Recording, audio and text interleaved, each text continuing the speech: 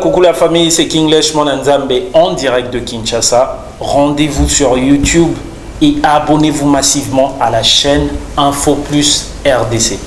Les belles informations, les bonnes informations factuelles, vérifiables et vérifiées.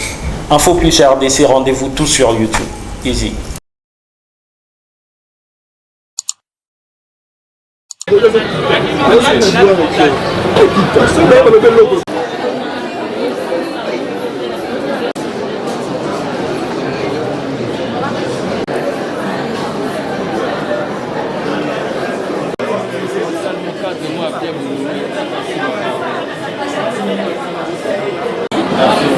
Bon après-midi à tous. De l'entrée des jeux, donc je suis très heureux d'échanger avec vous dans ces magnifiques cadres autour de ma proposition de loi qui porte sur la modification du code de la famille. Est-ce que le son est clair? Non.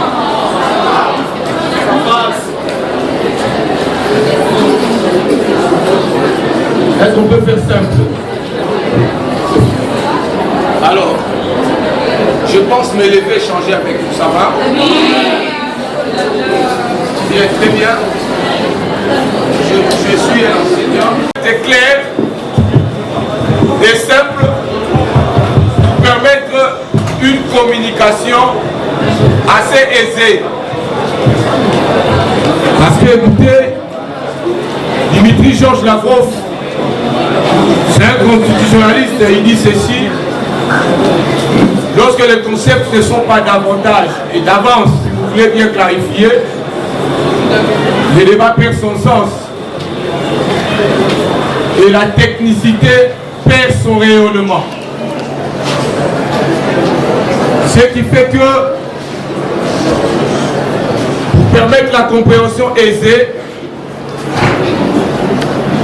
je vais vous éviter des conceptions juridiques et trop techniques. Ceci dit, je vais commencer ma conférence, mon mot, par un certain nombre d'éclairages qui vont, si vous voulez bien, dissiper quelques malentendus théoriques. Depuis que cette proposition de loi a été déposée, il s'est dégagé un certain nombre de malentendus. Ces malentendus sont d'abord fonction de la confusion autour même de la nomenclature de la proposition de loi. Et ces malentendus aussi sont fonction du refus manifeste délibéré de plus d'un à pouvoir s'approprier ces textes et les lire avant de critiquer et de commenter. C'est comme ça que beaucoup sont tombés dans une maladie que je qualifie de conceptomanie.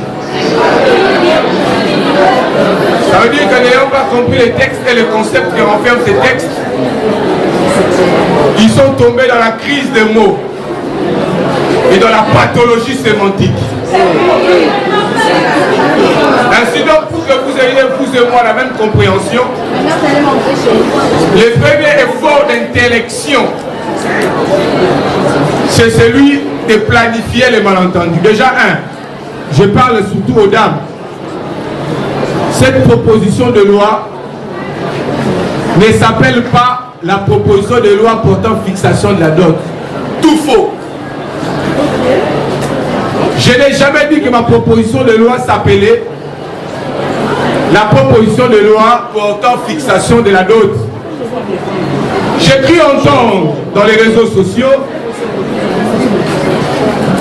qu'il y a eu des amalgames qui ont pu se dégager parce que beaucoup n'ont pas lu, ils ont suivi ce qui se disait dans la rue.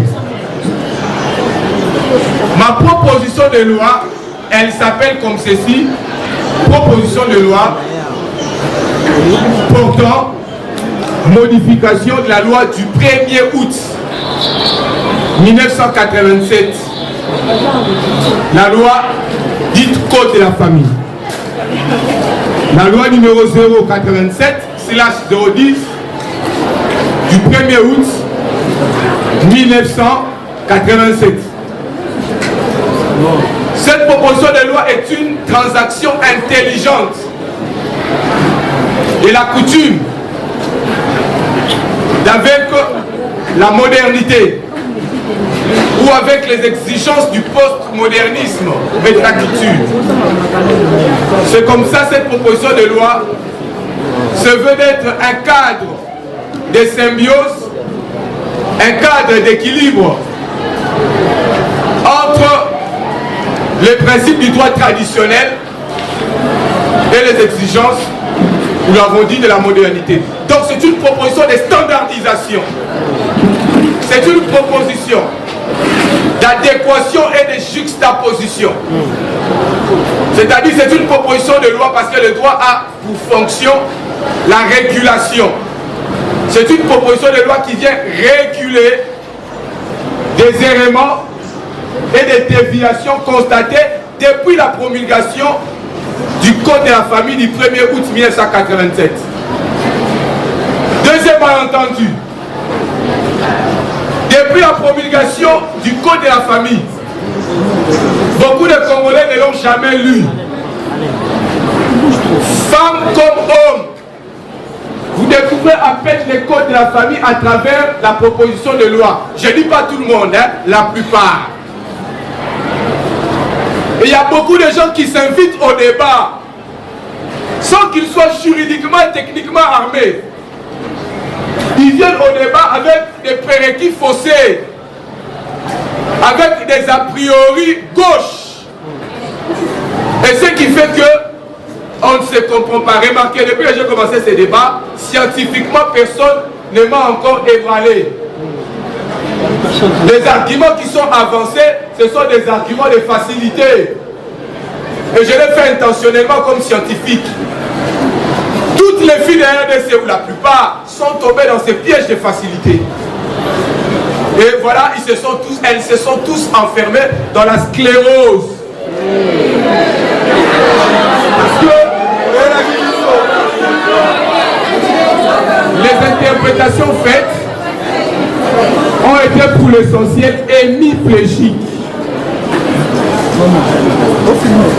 Ma proposition de loi renferme beaucoup d'innovations. Je vais aller vite hein, parce que j'ai beaucoup d'urgence avec tout le respect que je dois. Ma proposition de loi renferme beaucoup d'innovations. Elle porte sur le droit de la personne, de la famille. Elle porte sur les fiançailles, sur la polygamie, sur les régimes matrimoniaux, sur la succession et sur les libéralités. L'avantage pour moi aujourd'hui, c'est que je suis en train d'échanger avec des intellectuelles femmes et des expertes en communication. Parce que je les connais dès le départ, ceux qui m'ont accompagné ont raté la communication. Après que j'ai dissipé les malentendus, parce que je fais confiance à votre expertise, je pense que vous allez nous aider à clarifier les zones d'ombre. La première innovation, cette proposition de loi porte sur la succession, mais vous n'en parlez pas assez curieusement. Elle a près de 46 articles. La question totale que vous admirez tant, la question totale, n'occupe à peine que 4 articles. Mais moi-même, je me pose des questions. Pourquoi vous arc-boutez sur la question totale qui occupe une infime partie dans l'entièreté de la proposition de loi qui a plus de 40 articles? Sur la succession, cette proposition de loi vient pénaliser tout déguerpissement illégal de la conjointe survivante et des héritiers de la première catégorie. N'est-ce pas une innovation? Parmi nous, il y a des orphelins. S'il n'y en a pas, il y a des potentiels orphelins. Il y a des femmes qui doivent se marier, qui verront un jour leur mari, nous ne le souhaitons pas, mourir. Cette proposition de loi protège la femme, renforce la dignité de la femme et de manière très accrue. Parce qu'aujourd'hui, la femme mariée, la conjointe survivante au Congo est considérée comme une paria. On peut la chasser à tout bout de champ. La proposition de loi vient protéger la femme mariée. La proposition de loi ici présente dans le domaine de la succession vient protéger la conjointe survivante contre les pratiques post-mortem, des pratiques superstitieuses qui relèvent généralement de la coutume. Je connais une femme dans ma circonscription qui, après la mort de son mari, a été obligée d'avaler l'arsenic, Mbondo en lingala, de sorte qu'on puisse vérifier si elle était à la base de la mort de son défunt mari. 2 jours plus tard, la femme a commencé à saigner. Elle avait des crises de respiration. Elle a souffert dans sa chair. Parce que la coutume lui imposait ses comportements. Et finalement, le 3e jour, mort s'en était suivi. Et après autopsie, il s'est révélé que cet arsenic, en réalité, c'était des toxiques nuisibles. Et la femme est décédée. Je suis aussi pasteur, homme d'église. Quand je dis des choses, je suis professeur, je sais de quoi je parle. La femme est morte. Les enfants étaient déguerpis de la maison. Les enfants ont été renvoyés à la belle étoile. Mais ma proposition de loi vient extirper la femme de ces pratiques post-mortem qui annihilent la dignité de la femme et qui la réduit en une pauvrette. Est-ce pas une innovation pour vous les femmes? Alors si c'est une innovation, pourquoi certaines femmes combattent la proposition sans l'avoir lue? La proposition de loi protège également les petites successions et les grandes. Parce que dans l'ancienne législation, je ne vais pas entrer dans beaucoup d'innovations, les législateurs de 87, beaucoup n'étaient pas encore nés, n'avaient pas pris le soin d'évaluer clairement la valeur vénale de la petite succession par rapport à la grande succession, de sorte à permettre aux parties litigantes de déterminer la compétence de la juridiction devra être saisie du mérite de la cause de la succession. Mais cette proposition de loi vient clarifier la question. Elle vient encore clarifier la problématique de l'établissement jusqu'à ce que le partage soit clairement et totalement opéré. Mais à qui trouve en prison? Pourquoi ça? Alors, ma proposition vient réguler cette question liée à la succession. Attendez. Il y a une chose que vous omettez. Dans la République, après la Bible, c'est la Constitution. Après la Constitution, vous êtes des journalistes, le document le plus précieux, c'est le code de la famille. Parce que l'ensemble, l'entièreté de vos droits civils sont consignés dans le code de la famille. Vous avez entendu parler de beaucoup de propositions de loi sur le travail, sur je ne sais quoi. Mais regardez, lorsqu'on a touché à la famille, l'engouement a dépassé les limites. Même dans le marché, vous discutez de ça, oui ou non? Il y a des gens qui ne m'ont jamais vu, mais qui commentent sur ma proposition de loi. Mais voici, je suis là. Comment vous pouvez critiquer ma proposition de loi sans m'avoir entendu? C'est méchant. Comment vous pouvez refuser ma proposition de loi sans m'avoir, ne serait-ce que lu en diagonale, même par semblant? Entre-temps, cette proposition de loi, elle est bénéfique, surtout pour les femmes, que les hommes. Alors que les femmes, ça donne à la facilité d'entendre ce qui se dit dans la rue. Bokiti prie. Et elle se fâche. Député a su la suie. Bon, je suis là.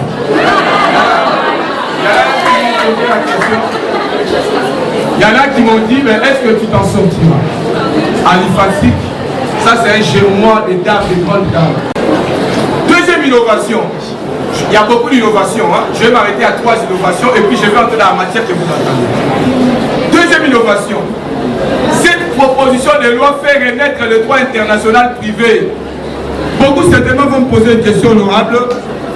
Pourquoi n'avez-vous pas touché à la question de l'emploi? Mais ils n'ont jamais lu la proposition. S'ils avaient lu, ils auraient compris que même la question de l'emploi est abordée incidemment.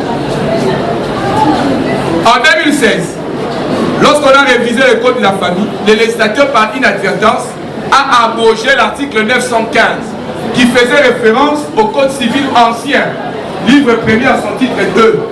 Ce titre 2 fixait les droits des personnes étrangères ou des personnes avec éléments d'extranéité. C'est-à-dire un sujet congolais. Vous m'entendez? Vous vous mariez à une Angolaise en Afrique ici. Vous divorcez aux États-Unis d'Amérique. Quel est le droit qui est applicable? Ah, c'est un problème. Alors cette proposition de loi vient répondre à cette problématique. Elle ressuscite le droit international privé. Mais en même temps, elle axiomatise et sophistique le droit privé à la hauteur du droit international. Attendez, on ne peut pas avoir des investisseurs ici s'ils n'ont pas de droits civils. Nous voyageons. Récemment, j'ai été à Paris. On me l'a dit. J'ai été à New York. On me l'a dit. Même à Washington, on me l'a dit. Même ici à Djobourg. Que nous ne savons pas venir depuis 2016 investir chez vous parce que nos droits civils ont été brocardés. Le droit international privé n'a plus de sous-bassements communs. À travers cette proposition de loi, nous allons petit à petit participer à la réduction des années pour obtenir la pleine capacitation de la femme. Hier, la femme mariée pour exercer le commerce, elle devait obtenir préalablement l'autorisation de son mari. Et pourtant, la femme a une valeur inestimable. Il y a des femmes qui sont plus valeureuses que les hommes. Mais comment se fait-il que dans un lieu matrimonial, que l'on puisse subordonner l'exercice qui négocie à la femme à l'autorisation préalable? Cette question a été réglée en 2016. Mais une question qui est demeurée entière, qui a laissé une disposition handicapante, c'est la question de la fixation de la résidence. Le code de la famille dit ceci, que c'est l'homme qui fixe la résidence familiale. Mais aujourd'hui, il y a des femmes qui gagnent plus que leur mari, oui ou non? Oui ou non? Alors, ma proposition de loi vous accorde la possibilité de même marier, de fixer.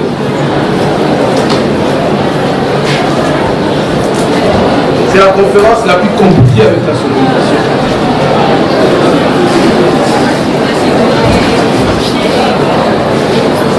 Ma proposition donne la possibilité de fixer la résidence, à condition que vous ayez un salaire hyper pondéré, plus que celui de votre mari. Et il va falloir que ce salaire-là soit attesté. Coucou la famille, c'est Kinglish Monanzambe en direct de Kinshasa. Rendez-vous sur YouTube et abonnez-vous massivement à la chaîne Info Plus RDC. Les belles informations, les bonnes informations factuelles, vérifiables et vérifiées. Info Plus RDC, rendez-vous tous sur YouTube. Easy. Ils en savent quelque chose vers les érosions du Grand Bandou. La femme y vivait avec son mari. Ils étaient tous de pauvres enseignants. Ils partageaient les mêmes intérêts et préparaient ensemble des leçons. À l'époque, l'ISEM avait une considération démiurge dans les Grands Bandou. Autant aujourd'hui que Tshisekedi est là, dans les Grands Kassai. Il suffit d'être sous la liste de l'IDPS pour être élu. Autant à l'époque, il suffisait d'être sur la liste des Palou. On ne sait pas comment la femme s'est retrouvée sur la liste des Palou. Elle a été élue députée nationale. Et l'homme a dit qu'il ne pouvait pas suivre sa femme à Kinshasa parce que c'était irrespectueux pour l'homme de suivre sa femme. Est-ce que c'est sérieux? Je ne pense pas. Et puis finalement, après quelques années, cette femme est devenue première vice-présidente de l'Assemblée nationale. Je ne vais pas citer son nom. Il y a beaucoup de femmes qui sont victimes de tels faits. Est-ce qu'il faut continuer dans cette logique-là? Il faut solennité les fiançailles. Il y a même des hommes qui se sont présentés 7 fois dans 7 familles différentes.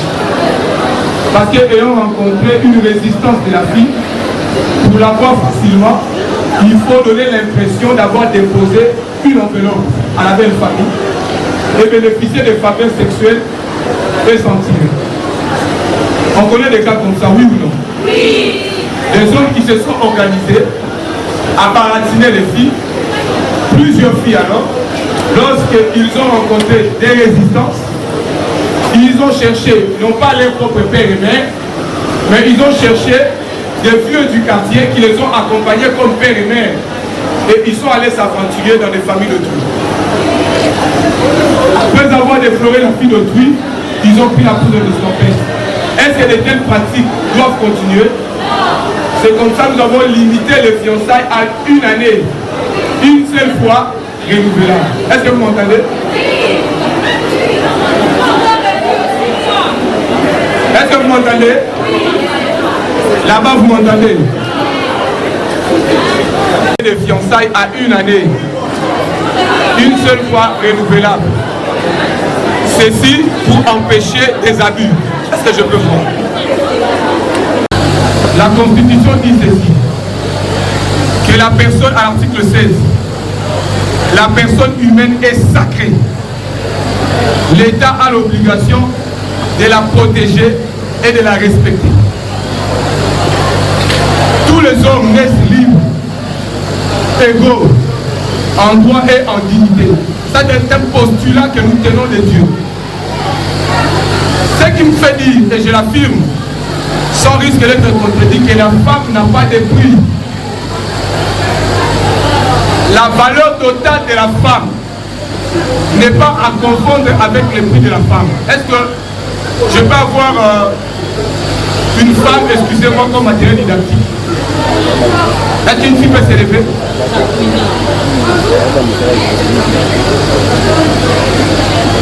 Sa valeur humaine est à distinguer de sa valeur totale.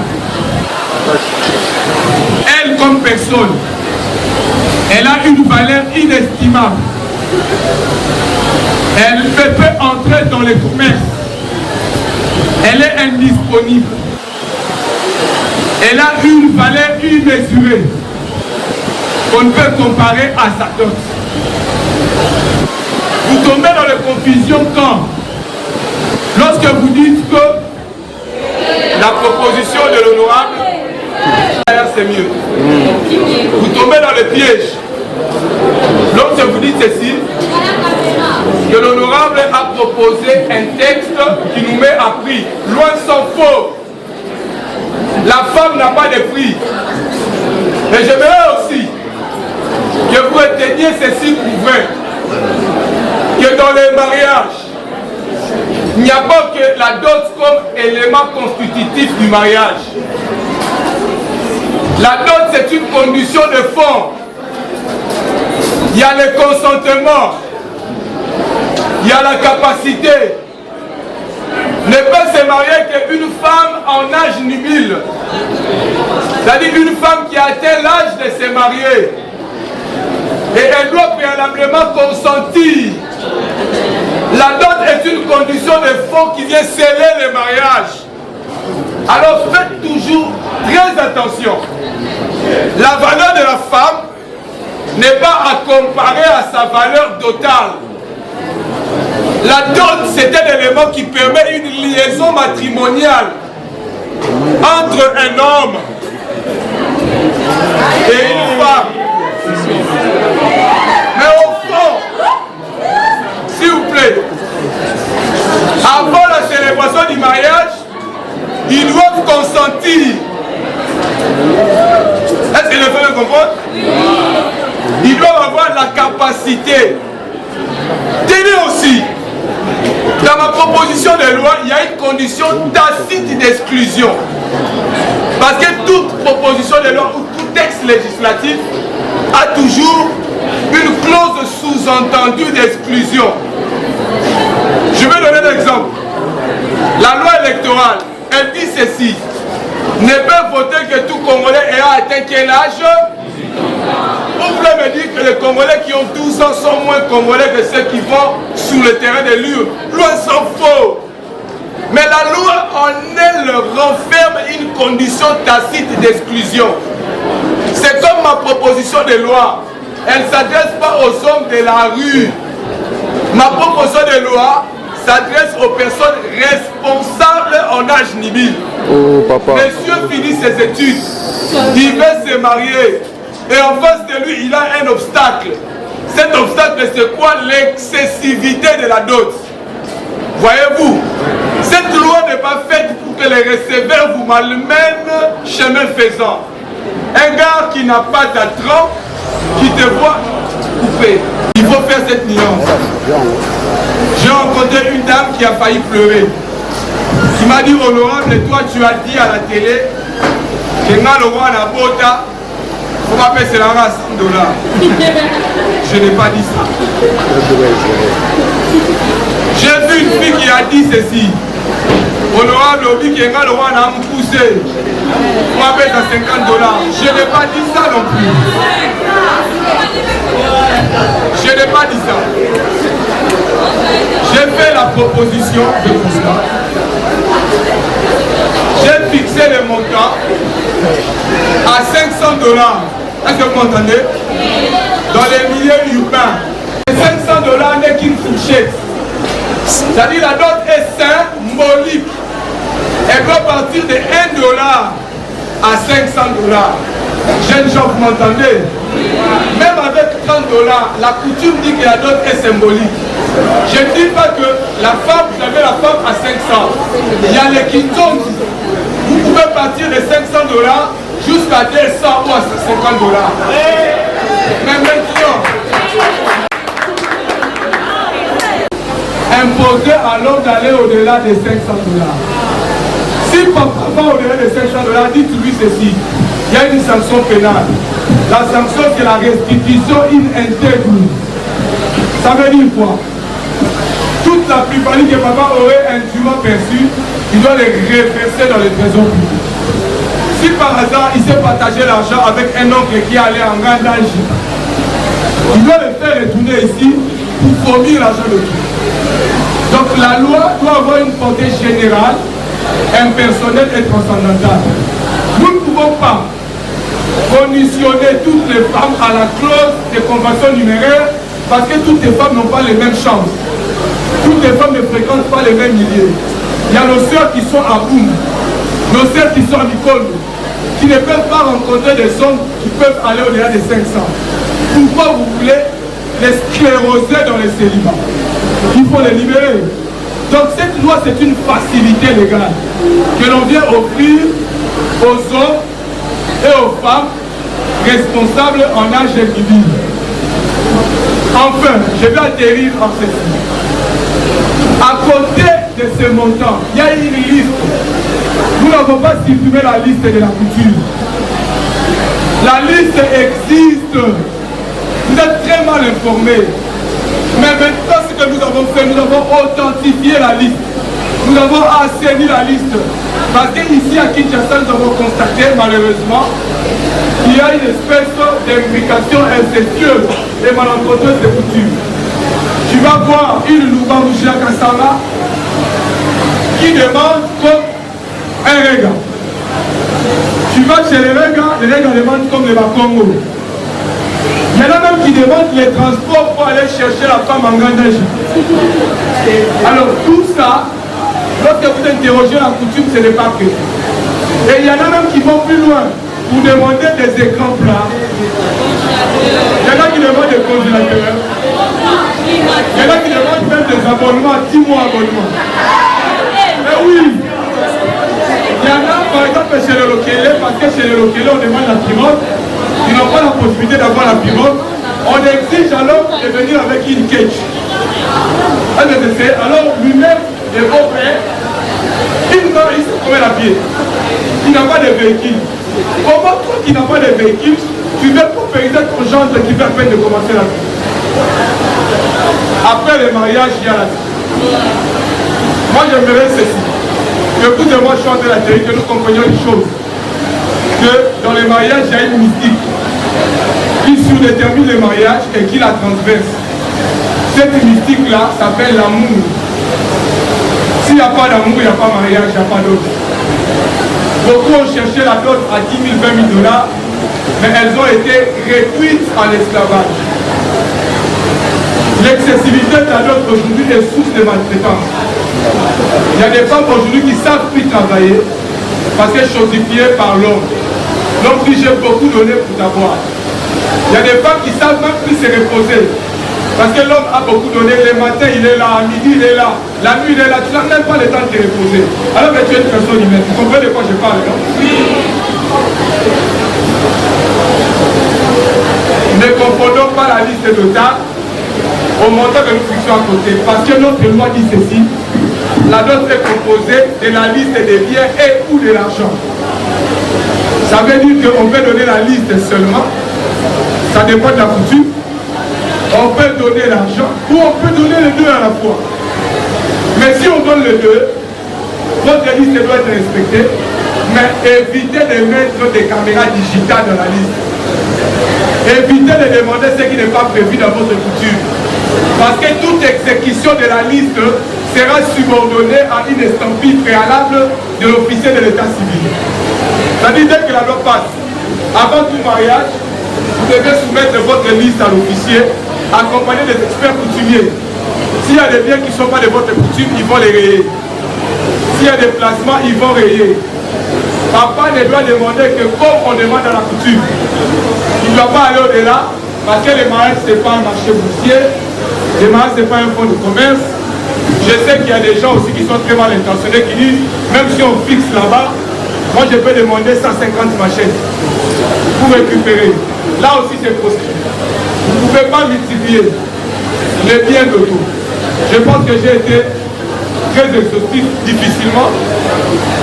C'est la conférence la plus compliquée en termes de sonorisation.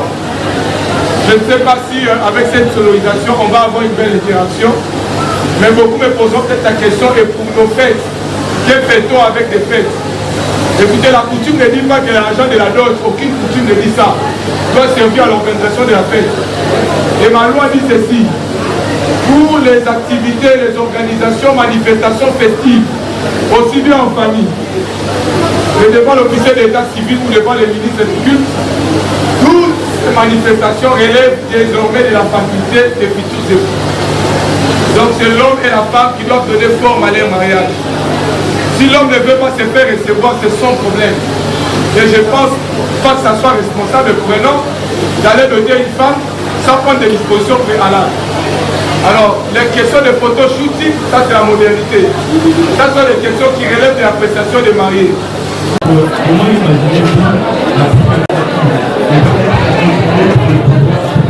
Mais le code de la famille vient, vous lisez l'article 751 suite, le code de la famille catégorise les successibles. Première, deuxième catégorie, troisième catégorie. Le code de la famille va mettre plus loin, jusqu'à accorder 75% de la part de l'hérédité aux héritiers de la première catégorie. Est-ce pas aussi une violation de la coutume depuis 1987? Les droits des biens, les biens, la terre appartenait au chef coutumier. Mais la loi de 1973 a récupéré toutes les terres à donner à l'État. Donc la loi a toujours une fonction de régulation. Et ceux qui disent ça, ce sont les gens qui n'ont pas la notion de la pyramide kelsenienne. La coutume est une source de droit, mais inférieure à la loi. Entre la coutume et la loi, il y a les principes généraux de droit. Donc la loi peut déroger à la coutume, mais la coutume ne peut pas déroger à la loi. Autant aujourd'hui que la Constitution pousse même des matières à la loi au nom du principe du constitutionnalisme centrifuge. Aujourd'hui, aucune discipline chez nous en droit ne peut être enseignée sans que ce principe fondateur n'ait été posé dans la Constitution. Donc demain, on va accuser le constituant et au motif qu'il a volé le principe de la légalité et les peines dans la loi. Le droit devient de plus en plus un. Et tous les murs invisibles tendent de plus en plus à se briser et à se détricoter au nom de l'unité épistémologique du droit. Le droit tend vers la rénovation-sublimation. Le droit évolue. Ceux qui disent que nous devons rester dans la coutume, ils sont dans la conception ancienne du droit. Dépasser, ils doivent rentrer à l'école. Déjà sensibilisation. Nayebi que l'eau est comme un en français, les a promulgué en français. Difficulté, il y a traduction. Pour que nous soyons en français, comment il y a le bélo comme si nous lingala. to na Kikongo, to ya Chiluba, to ya Swahili. Nazo sa tournée conférentielle na Congo mobimba. Nazo sa conférence ba langue nyonso sina bana l'église catholique na bana na Saint-Dominique.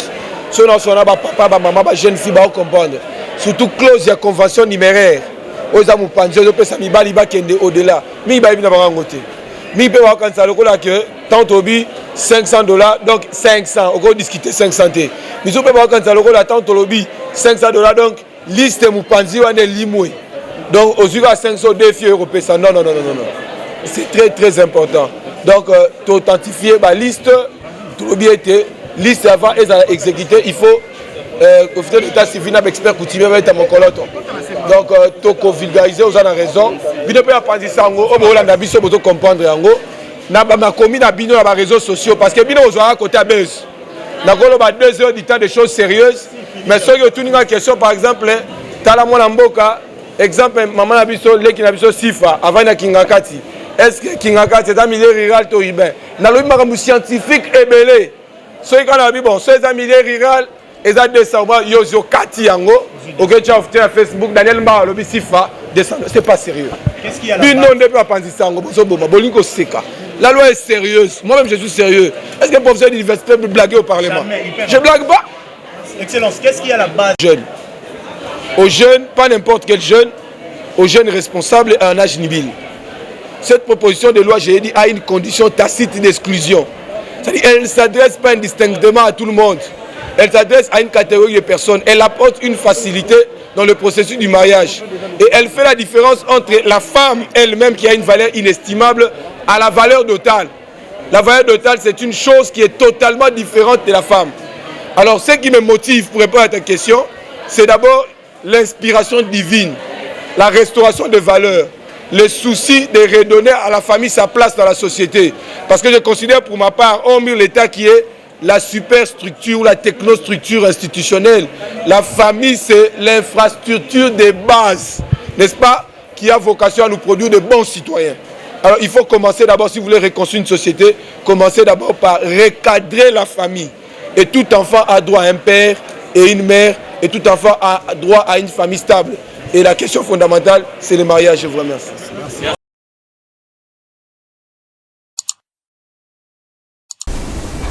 Coucou la famille, c'est Kinglish Monanzambe en direct de Kinshasa. Rendez-vous sur YouTube et abonnez-vous massivement à la chaîne Info Plus RDC. Les belles informations, les bonnes informations factuelles, vérifiables et vérifiées. Info Plus RDC, rendez-vous tout sur YouTube. Easy.